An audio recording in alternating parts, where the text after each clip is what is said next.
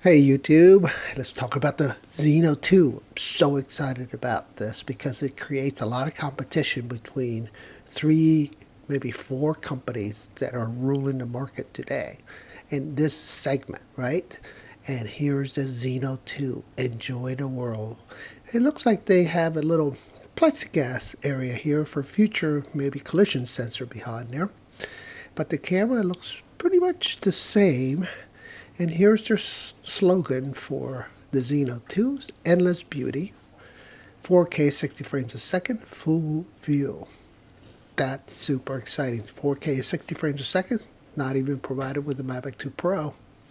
So, what's in it? All right, so the video processor is the Umbrella H22. Very nice. So that's going to give us some additional features that we don't have with the Zino and the Zino Pro, and that's low light. So now we should be able to get very nice shots with low light. I see they're using the Sony sensor, 1/2.3 inch sensor. They're not stating which one it is. I suspect it might be the IMX 378. Which is what FIMI uses and the high-end phones use about a year ago. And to give you a comparison, the Zino used the IMX 258, which was used on the low-end cell phone cameras. Alright, so it says it's using highest bit rates, and I know for a fact that's going to be 100 megabits, so that's also very exciting. Alright, so let's get into the video resolutions here. So we talked about 60 frames a second of 4K, and also you'll have available 30 frames a second.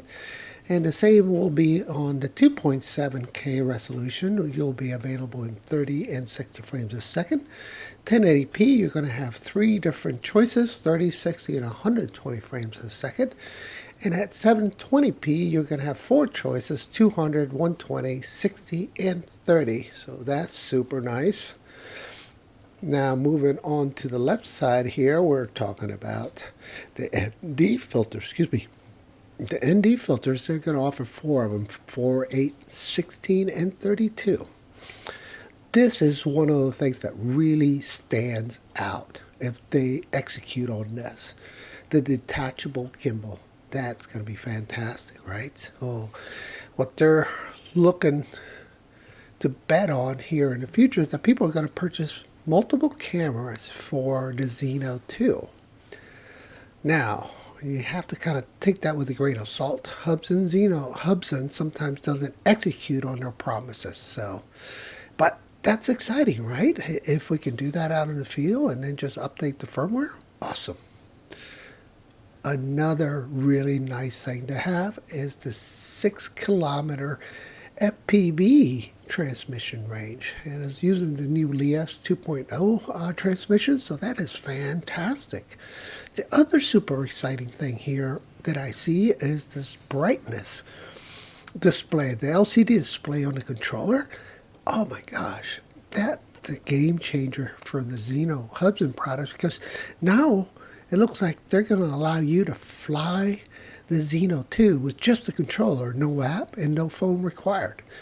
That's big times. And from the looks of the icons, it looks like we are going to be able to get all the telemetry we need, including some of the camera information to be able to film the way we want without using the app.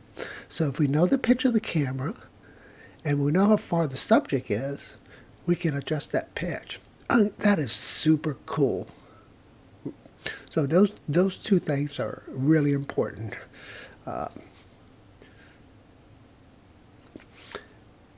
Okay, so that kind of confirms it here with this next picture showing that you have the transmitter that you can control the drone directly. So that's fantastic. And it looks like the controller is going to be a little better too. It's got 3 buttons, auto takeoff, power, and another button to the right, probably a function button. Alright, so they're finally catching up to the rest of the industry on the firmware updates being done through the app. So finally, we're going to be able to do that out in the field. And that's critical if you're swapping cameras out in the field, right? Because once you swap the camera, you're going to have to change your firmware so the camera is recognized by the system control board, by the system board. So finally, updating through app. I know the Zino Pro can do it too, but it's taken them a while, over a year, right? All right, so we have this intelligent battery here that's 3,800 milliamp henries that's supposed to give you a 33-minute flight time if you're cruising at slow speed and 31 minutes if you're just hovering. So that is super nice. It looks like kind of small compared to some of the other batteries that we see out there on these drones of this class. For example, the FIMI. It has a 4,500 milliamp henry battery and is much larger than that. So finally, they're getting into the game with the smart batteries after we've seen numerous crashes from the Zino because of the battery failure. And I posted that last video that shows the Zino falling out of the sky because of that. All right, moving on here. So what they're showing you here that this drone is fast, right? 20 meters a second. That's getting it, guys. That's super nice. I'll give you an example. The FIMI does 18 meters a second and is really a powerful, fast drone. So this is going to be a powerful, strong, and fast drone. Of course, it's going to be able to withstand over 50 mile an hour wind gusts or winds because it has the power to fight that wind. So to give you an idea, the FIMI can handle 53 kilometers per hour. So this is definitely fantastic to see. All right, so I'm going to scroll back up.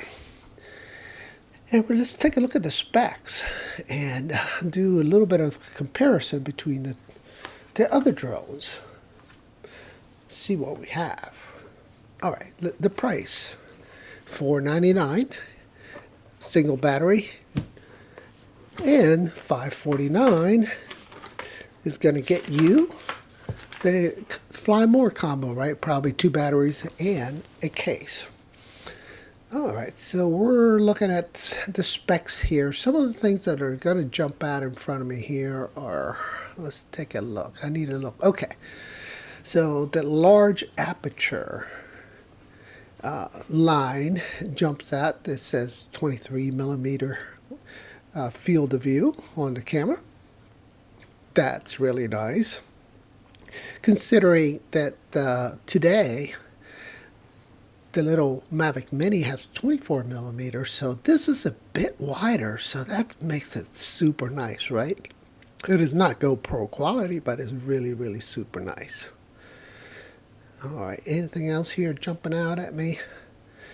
Of course, the 100 megabits, it's really jumping out on me. And then, yeah, so the camera, it's going to be pretty decent. It'll be interesting to see what the Sony sensor is, right? Is it the IMX 378 or maybe even a newer sensor? I don't know. But Hubsan usually doesn't purchase the latest and greatest technology to put in a drone. They're usually, 1 or 2 steps back to reduce the cost, right? Unlike DJI, where they know that people are going to pay for those really brand new innovative technologies. But let me tell you this is some really good looking specs. The image transmission of 6 kilometers, super good. The removable gimbal, fantastic. And the LCD built into the controller, another thumbs up. That is so nice to see. So what do you guys think? This is going to be a really super nice drone. I mean, unbelievably nice. Can't wait to see it, have it in my hands. That's going to be really, really nice to have.